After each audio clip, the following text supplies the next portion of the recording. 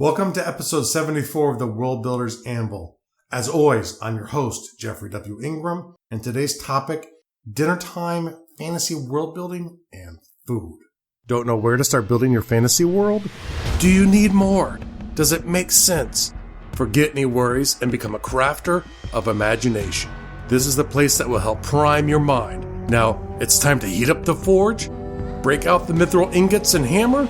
Welcome to the World Builders Anvil. I'm your host, Jeffrey W. Ingram. Let's sup from the mug of Java and build. Now, welcome to the kitchen table. I'm at my special kitchen table here in my imagination, and I like to talk a little bit about food and the importance of food. And the idea, first and most important, is the chemistry of the creature dictates the kind of food they eat. Now, it's not to say creatures can't learn to eat things that you'd be shocked by, i.e. pandas are a bear that eat bamboo only and exclusively. And I believe there's another bear in South America, the Paddington bear, which I can't remember the name right now. But Paddington bear was sort of molded off this type of bear because of the loving relationship between the mother and the cub. And they also, I believe, exclusively eat plants. Most bears are very carnivoric, which isn't really a word, but we'll use it anyway.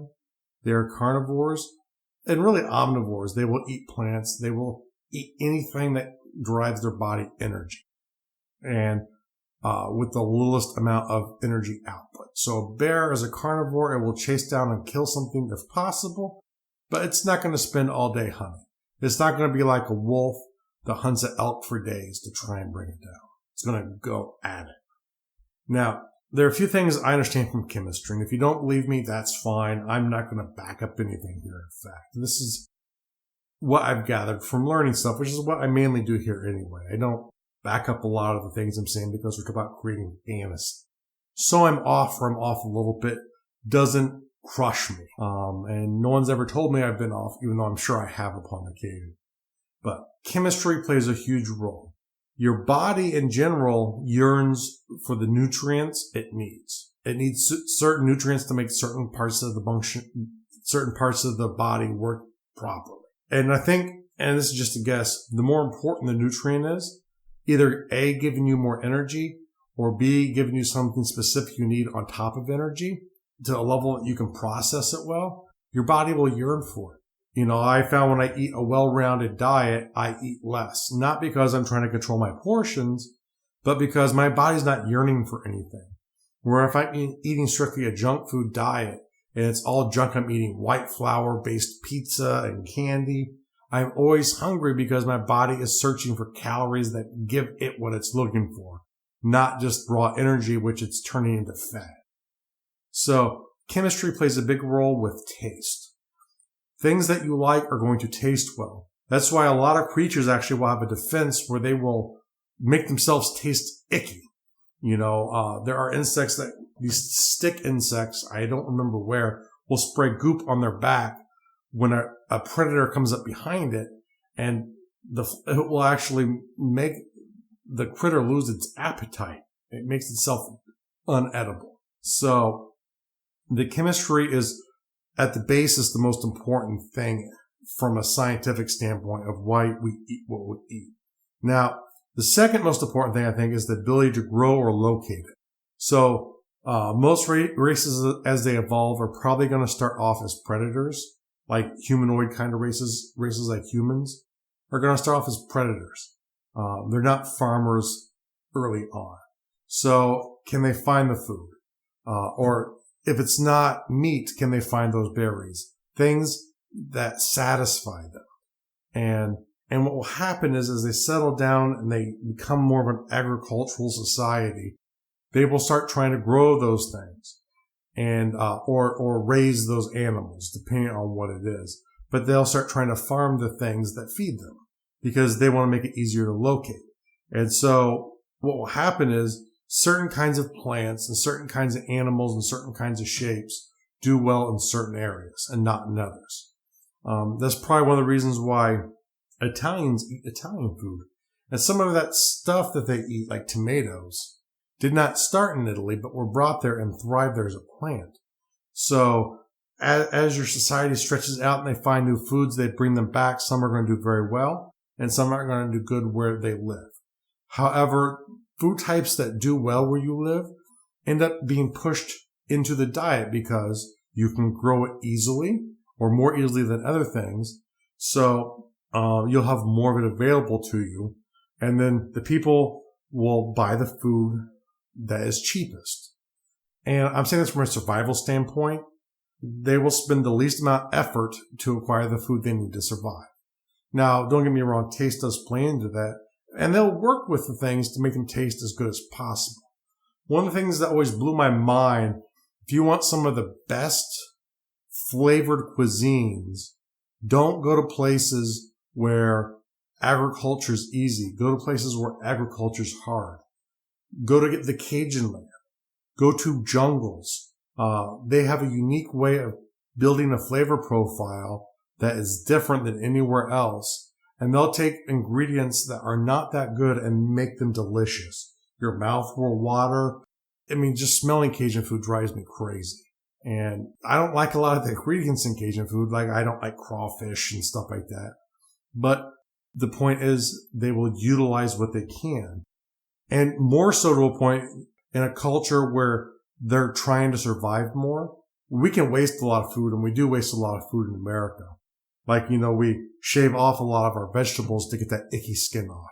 And we just throw it away. Or some of us use it in stock. It all depends on the person. But in general, we can afford to be wasteful because we have a bigger access to food that we can afford. If you have less ability to get food you can afford, you're not going to waste any of it. You're going to eat the meat from the crawfish. You're going to use the shells to flavor. You're going to use everything. If something goes bad, you're going to even try and figure out a way to use it as fertilizer, or maybe you can turn it into a sauce that can be applied to other food to give it flavor. So you're going to try and waste as little as possible, because the less you waste, the less effort you have to put into getting the food you need. However, besides cheap, there's also a way to show status. So in the Middle Ages, if you were rich, you were pasty white and fat. Why? You could sit in all day. You did not have to work outside in the fields, and you could eat. And you could eat all kinds of food, and you had access to a much wider variety of food than the common people of the area do. So a way to show status is by food. And when people come over, giving them access to a lot of and or unique food will prove your status to them. It's kind of like the way cultures build buildings to impress foreigners. People with status use food along with their dwelling to indicate their status. And beyond status and cheap, it's how it makes us feel. And this probably does tie back to the chemistry of it. But there are certain foods that just naturally appeal to me, and they might turn the stomachs of other people. For example, where I grew up, sausage gravy is this wonderfully delicious food that is complete comfort food to me. It's sausage that's cooked in a pan, flour and milk, and I think that's basically it. Probably salt and pepper. It's very filling. But it's this gray goop when done correctly. And I've told people about it, and they've seen it, and they won't try it because where they grew up, you didn't eat food that looked like that, and they thought it looked disgusting, and they wouldn't eat it. Much the same way there are certain things that I see that I find disgusting, and I won't eat. And the first thing I do is go to YouTube and find out, what do Americans think of Korean food? What do Koreans think of Americans' food? There are usually videos talking about cultures eating other cultures' food and how gross they find it. Like, I believe in South or maybe Southeast Asia, or both of those places, I'm not sure, dairy is not used. So I'm sure going to Western societies where cheese, especially, is massively important to cuisine, that would be considered disgusting. You're making me eat fungus? Ooh. But you know what? I love my fungus. I'm going to eat that delicious that delicious cheddar, or any other form of cheese I can get my hands on, because I love cheese. I will take cheddar, I will put Parmesan on it, Gouda, whatever I can get my hands on. I will eat cheese because it means something to me. But I can understand why it wouldn't be so delectable to other people. Comfort food comes from what you're used to eating. Now, the rating for this up. Oh, and one last thing, the ability to protect it. Sometimes food choices are made by your ability to protect your food supply from harm. Like there are grass cutter ants, and their whole life is to go out into fields of grass in Africa, chop down grass, it drops to the ground, and those ants will carry that grass back into their nest. They can't eat grass, but they can feed the grass to this fungus ick that they have underground that could kill the entire group of ants off. But they have a ventilation system and they feed it grass so it grows so that they can eat it. But it's in their nest, and it's probably in multiple places in any size of normal sized nest for these kind of ants. They're spread out all over.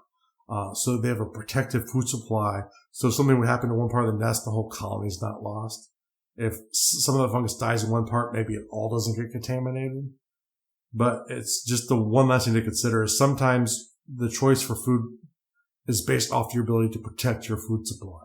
And that's a good way to ensure your species survival and will probably be done. The rating for this episode is not applicable. Unless, of course, you're now hungry, in which case it's difficult and you must go get cheese, even if you don't like it. The world building task for the day. Create a list of foods in your fantasy culture. Think about the kinds of foods that are available to them. Make up plants for them. Make up animals for them. Or, use animals we know. But say, what is the mixture of food that they have? Do they eat meat more? Do they eat vegetables more? Do they eat only one or the other? What is their food chain? What do they eat? And if applicable, what eats them? Maybe they're not at the top of the food chain. Maybe dragons are above them, and dragons think they're delicious. The real world task for the day.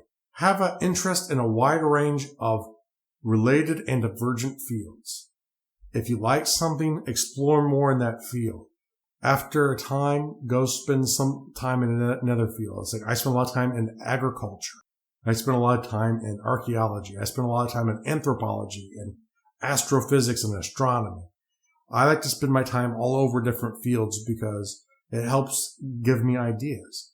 And I might not directly use the idea in the way that one would expect. Like I'm not necessarily figuring out how a natural insect survival technique could be used by a mammal. That's the way I use inspiration. Or sometimes I use it in a more direct way if I find it really fascinating, the creature that's inspired me to itself. Now, the T's. Evolution of an insect race. And as always, make sure to go to gardul.com. That's GARDUL.com for the show notes.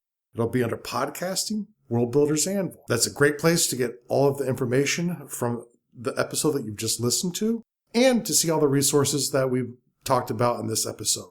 Thanks for joining us this episode of the World Builders Anvil. Please be sure to rate and review us in iTunes, and please help get the word out to your friends about our show. And join me, Jeffrey W. Ingram at Gardul.com, to see the progress of my world and learn why I made the choices I did. And please contact me and let me know the topics you would love to hear in the future. Now strike, while the myth rolls high.